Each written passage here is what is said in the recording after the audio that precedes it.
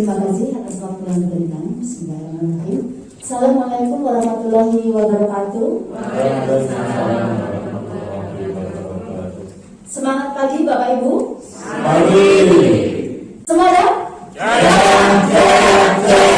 Terima kasih. Saya bahagia bisa hadir di tengah-tengah kehangatan keluarga besar SMA Negeri 2 Surakarta pada pagi hari ini. Walaupun cuacanya sedikit mendung, tetapi tidak membendungkan hati kita. Begini Bapak Ibu, kami mohon izin dan berucap terima kasih karena kami diberi kesempatan pada pagi hari ini, 2 hari ke depan, kami berenam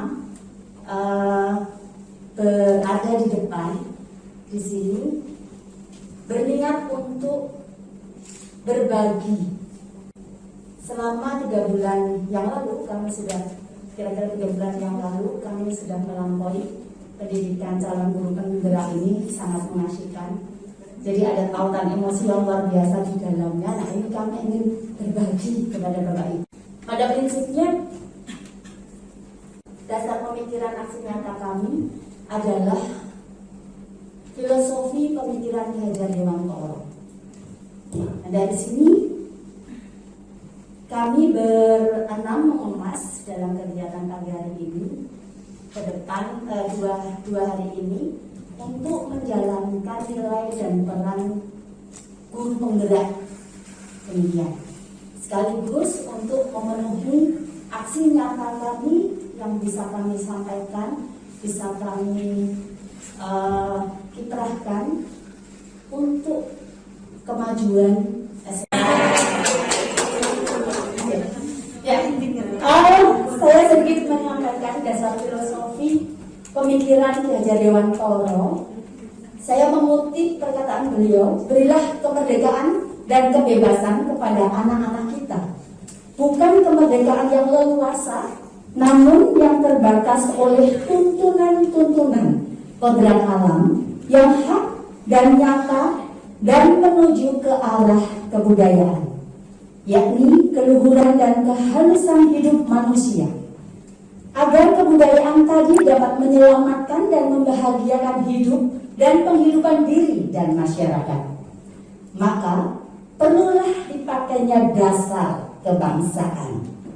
Akan tetapi jangan sekali-kali dasar ini melanggar atau bertentangan dengan dasar yang lebih luas, yaitu dasar kemanusiaan. Berangkat dari filosofi pemikiran Ki Hajar Dewantoro, beliau mengatakan bahwa pendidikan adalah proses menuntun laku dan bertumbuhnya kekuatan kodrat anak untuk mencapai kebahagiaan dan keselamatan setinggi-tingginya sebagai manusia maupun anggota masyarakat.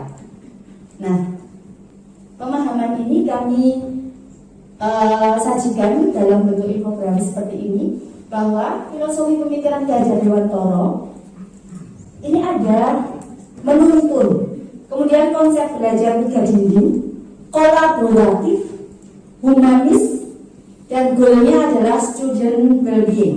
Dalam proses menuntun di sini kita sebagai pendidik ini berperan sebagai fasilitator yang mampu menyediakan ruang belajar untuk menggali dan mengembangkan potensi anak dengan menerapkan trilogi pendidikan kahadi dalam kehidupan kita.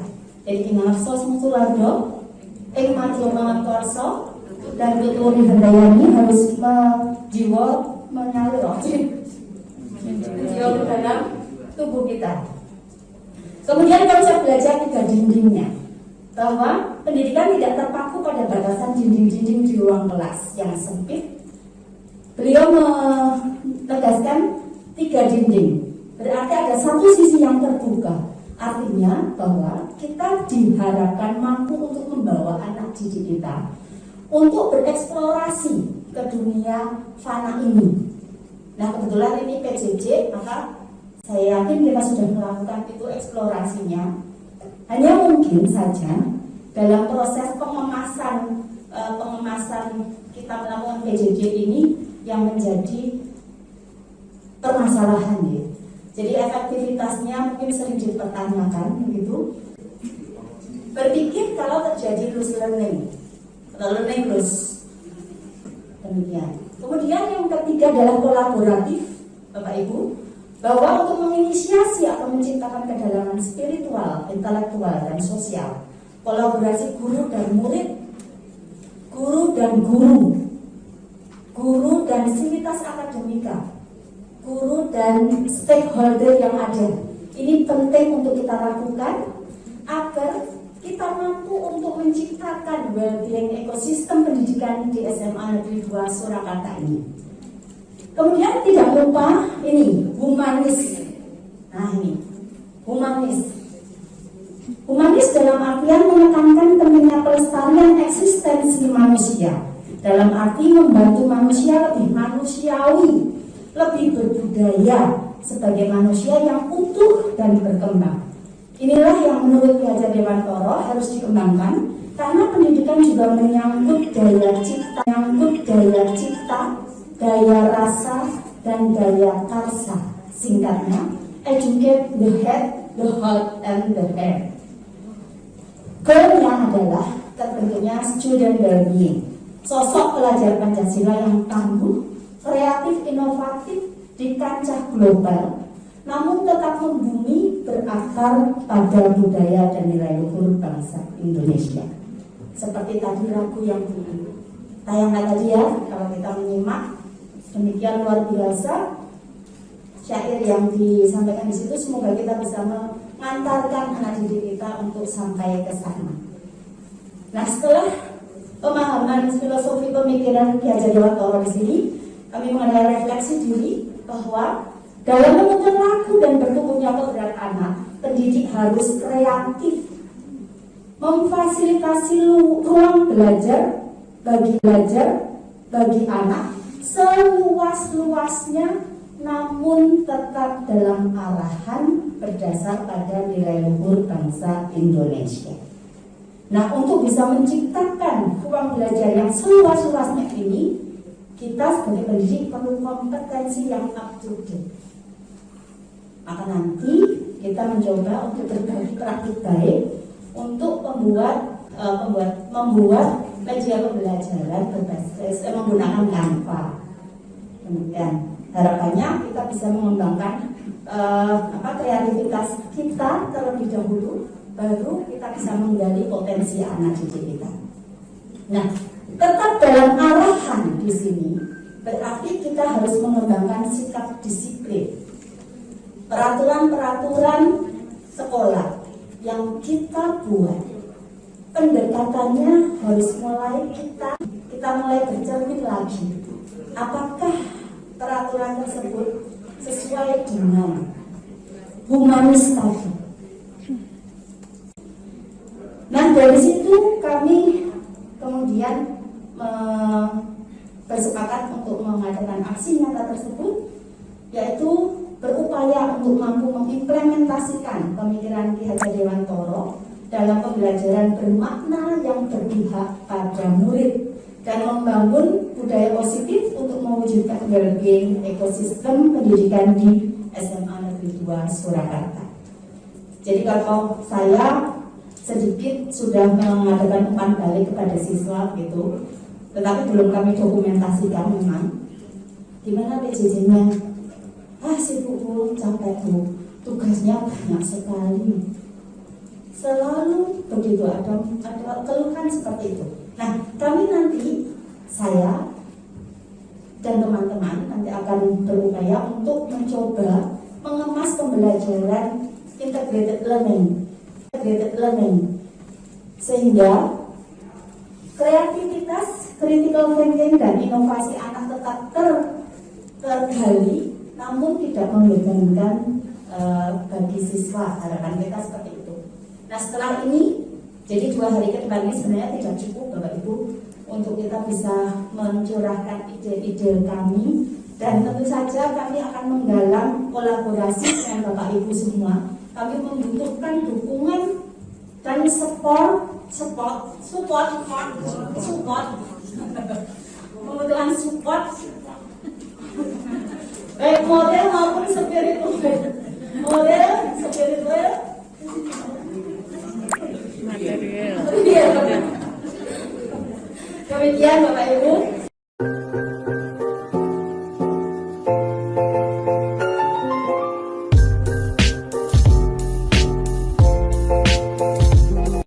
Kita perlu mengembangkan budaya positif. Untuk membangun budaya positif, sekolah perlu menyediakan lingkungan yang positif pula. Aman, nyaman, agar murid mampu berpikir, bertindak, mencipta dengan merdeka, mandiri dan bertanggung jawab. Salah satu strategi yang perlu ditinjau ulang adalah bentuk disiplin yang dijalankan selama ini di sekolah kita. Maka saya mengundang guru PKV. Kalau kita bicara disiplin Bapak Ibu, yang terlintas di pikiran Bapak Ibu apa? Bapak Ibu,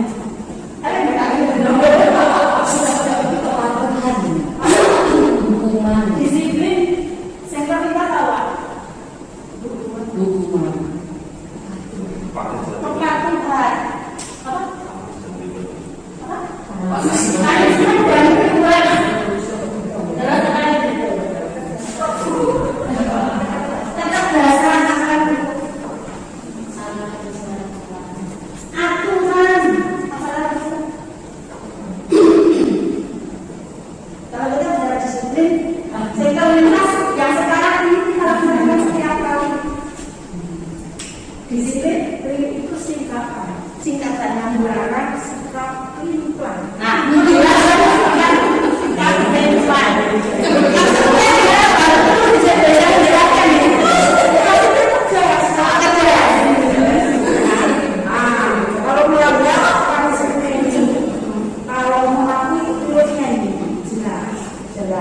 Dilarang sikap lentran, catat Bu, benar. Nah, tetapi untuk mewujudkan ketegasan setelah aturan tadi, maka yang terdapat di sini mesti tata tertib, peraturan sekolah. Ya toh? Nah, siswa sudah dapat poin sekian, maka hukumannya, sanksinya adalah ini. Ini yang perlu kita adalah perubahan paradigma. Perubahan paradigma dari stimulus respon tentang dunia menjadi teori kontrol. Stimulus respon menjadi teori kontrol. Bahwa realitas, kalau stimulus, ada stimulus kemudian ada respon, ini sistem saraf. Sistem saraf kita sudah seperti itu sebenarnya. Begitu ada stimulus, mesti ada respon kita. Nah, kita bisa bergerak cepat, berarti kita menggunakan sifat-sifat reptil. Bahwa otak kita ini strukturnya ada, di sini ada otak reptil, ada otak mamalia, tetapi tidak ada nilai-nilai luhur. Demikian. Nah, di sini yang perlu kita ubah paradigmanya.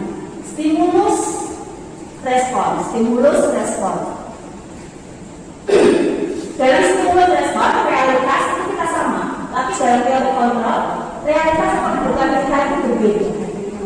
Maka cara yang tepat adalah untuk merubah paradigma di disiplin tadi, kita rubah menjadi disiplin positif. Karena tadi kita sepakat yang positif-positif ya Bu ya.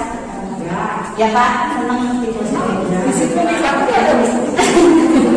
Disiplin yang memaksa tadi, yang mengacu pada stimulus respon. Tapi kalau yang positif itu mengacu pada teori kontrol.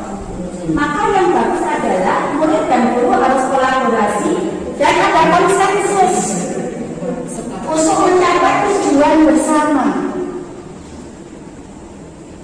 Jika dilakukan atas dasar kesadaran yang muncul dari dalam, maka diharapkan ada gejolak dalam melakukan kebiasaan positif yang dimaksud. Nah, di sini Bapak Ibu, berarti kita harus menumbuhkan motivasi internal pada anak didik kita. Di mana ada kemerdekaan, disitulah harus ada disiplin yang kuat. Kakak belajar begitu. Sungguh pun disiplin itu bersifat self-disiplin. Artinya kita sendiri yang mewajibkan kita sekeras-kerasnya. Tetapi itu sama saja, sebab kalau kita tidak cakap melakukan self-disiplin, wajiblah mendisiplinkan diri kita. Dan peraturan pendidikan itu harus ada di dalam suasana yang merdeka. Artinya kalau kita mendisiplinkan diri sendiri ini lebih sulit sebenarnya daripada kita mendisiplinkan orang lain. Maka di sini sebagai pendidik, tujuan kita adalah menciptakan anak-anak yang memiliki disiplin diri, sehingga mereka bisa berperilaku dengan mengacu pada nilai-nilai kebajikan universal dan memiliki motivasi intrinsik. Nah, bicara tentang perilaku, kalau perilaku yang negatif dilakukan anak mungkin terlambat masuk sekolah. Kita perlu tahu, seseorang melakukan perilaku mesti ada alasannya. Selain alasan ini untuk apa ini? Kenapa perilaku yang nyeleneh menurut kita? Tapi mungkin dia tidak nyeleneh. Mungkin dia sendiri tidak nyeleneh, tapi dia sendiri melakukan ini pasti punya tujuannya. Pencarian jati diri. Betul perhatian. Kenapa betul perhatian? Kurang kasih sayang. Kurang kasih sayang. Pak Arno. Ya seperti yang saya bisa tadi pasti ada alasannya, yaitu untuk pemenuhan kebutuhan. Anak bertindak sesuatu, kita pun juga. Kita bertindak sesuatu yang bertindak naik rokok, naik. Jadi beliau ini juga pasti punya kebutuhan gitu Pak. Berlebih. Nah kebutuhan itu apa?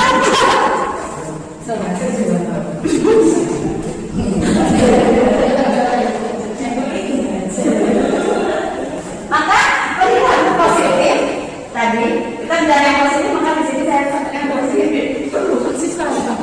Nah, adalah untuk menciptakan lingkungan yang positif. Perilaku yang dilakukan setiap hari itu akan membentuk kebiasaan. Kebiasaan yang dilakukan terus-menerus dan konsisten akan membentuk budaya positif. Nah, budaya positif ini perlu adanya keyakinan bersama warga. Nah itu. Kenapa bicara keyakinan kok bukan peraturan? Sesuatu yang pada keyakinannya dari diri sendiri. Dari diri sendiri. Kalau tidak dipaksa, artinya ada kesepakatan ya. Ada kesepakatan bersama. Kalau peraturan bisa jadi kok akan ya. Tapi kalau keyakinan ini muncul dari motivasi internal. Oh nggak kesadaran ya? Gimana? Bedanya apa?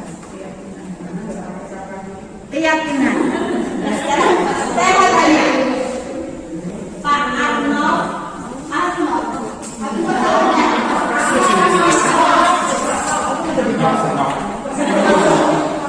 naik motor ya Pak? Pakai helm. Kenapa Pak Arno pakai helm?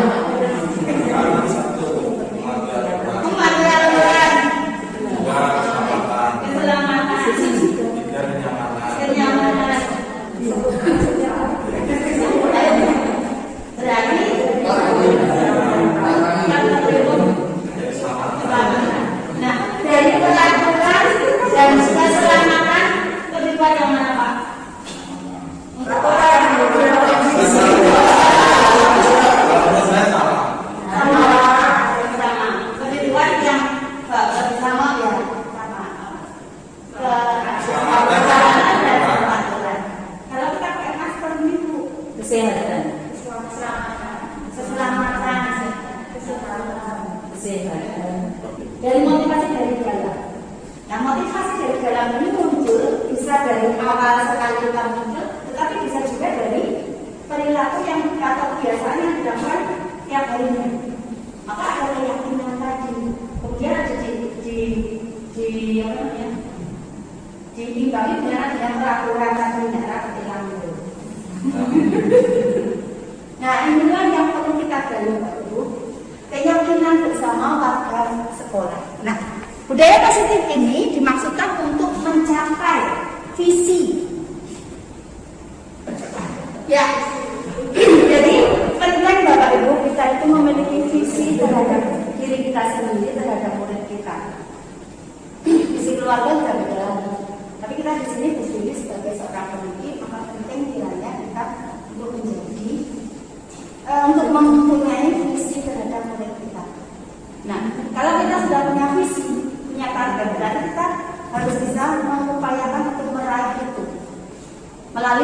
sampai ke jalan. Nah, 5 kebutuhan dasar tadi. Jadi anak berteriak itu mesti ada dia pasti untuk memenuhi kebutuhan dasarnya. Sudah ada cerita, sudah bertanggung dulu. Anak berangkat ke sekolah tidak memakai sepatu hitam, padahal aturan di sekolah itu pakai sepatu hitam. Dia pakai sepatu putih. Bisa jadi karena dia tidak punya, atau bisa jadi karena dia suka susu terlalu berkueh. Nah ini kita penting untuk mengetahui. Nah sekarang anak datang terlambat. Kadang kita sering bisa selain misalnya yang kita lakukan BCDFG tekan Z misalnya. Tetapi kadang juga kita selalu memaklumi loh. Oh terlambat, masuk. Nah ini pun juga tidak baik sebenarnya. Jadi kita butuh anak untuk mempertanggungjawabkan atas tindakannya. Nah untuk melatih ini kita perlu membentuk keyakinan kelas tadi. Kalau ada keyakinan kelas ini konsekuensinya apa? Jadi tidak lagi bicara aturannya kata ini, sanksinya ini.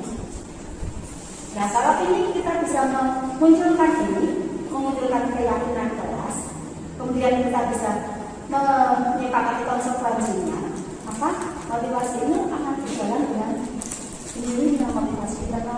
Ini sulit karena yang sudah berlaku seperti ini tidak semudah membalik tangan. Saya pun juga baru belajar nanti kita belajar bersama-sama deh. Nah maka kita perlu ada 5 posisi kontrol kita sebagai pendidik, ada sebagai penghukum, membuat orang bersalah, sebagai teman, tidak menuntut kemungkinan Bapak Ibu sebagai seorang pemantau atau sebagai seorang manajer. Nah Bapak Ibu, kalau kita sudah mengetahui 5 posisi kontrol ini, maka monggo keputusan ada pada penjenengan.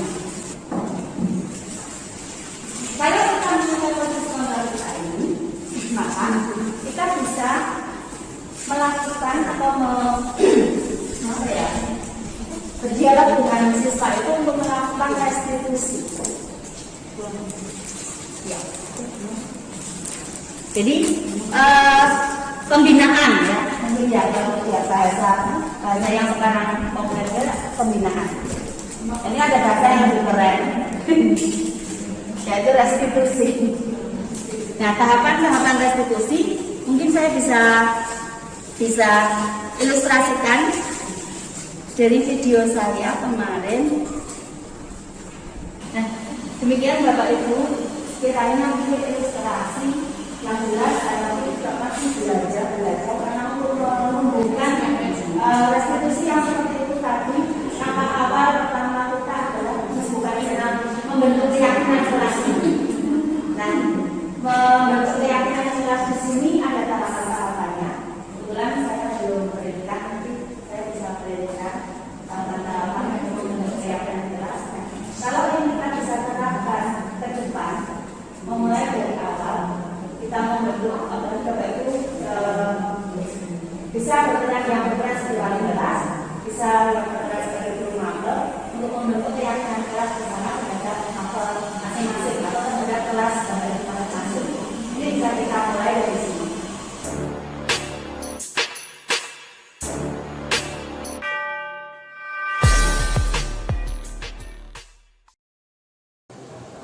Silahkan kalian untuk membuat visi kalian masing-masing, visi menuju perguruan tinggi yang ingin kalian capai.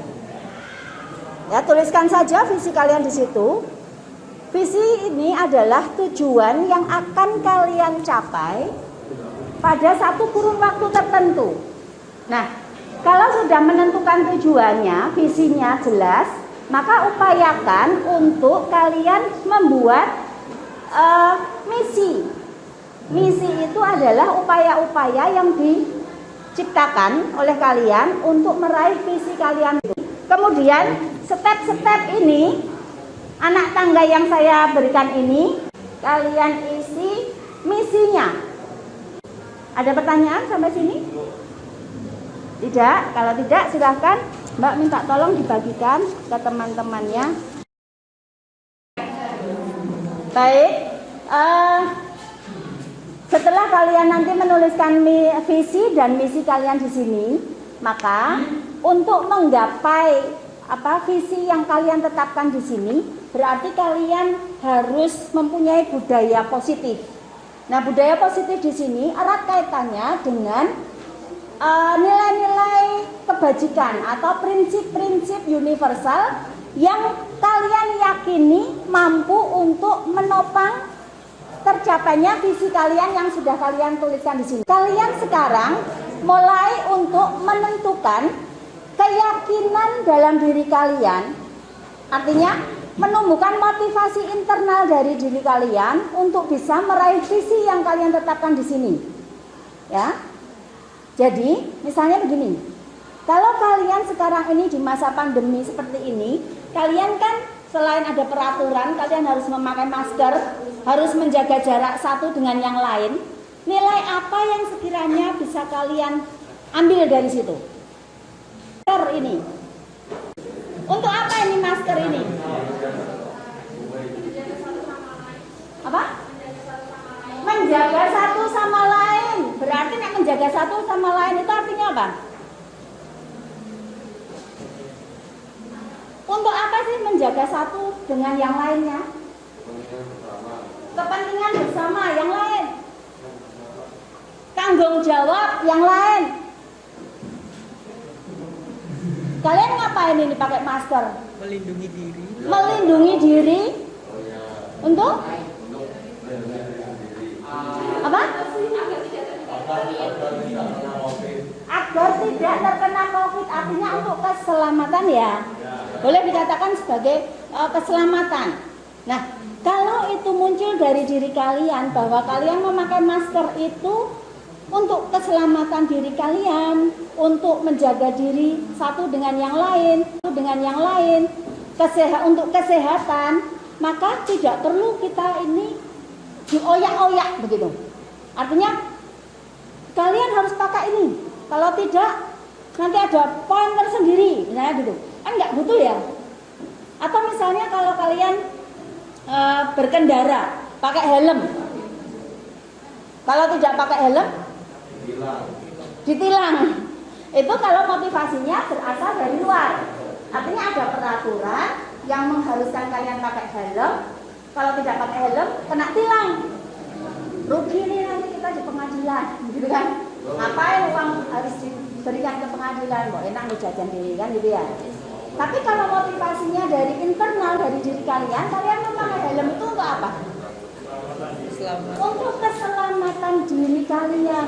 Jadi nggak usah dioyak-oyak, gitu. Nggak usah dioyak-oyak, kalian pakai helm. Gitu. Sama dengan ini. Dengan apa yang kalian buat di sini, kalian harus mampu menumbuhkan motivasi internalnya. Paham ya? Paham tidak? Nah, kalau kalian sudah membuat visi dan misi yang kalian buat, kalian tuangkan, kalian tuliskan di sini, maka sekarang kalian tetapkan keyakinan diri apa yang sekiranya bisa harus kita sepakati bersama, kita sepakati agar visi dan misi ini bisa berjalan atau bisa tercapai dengan baik.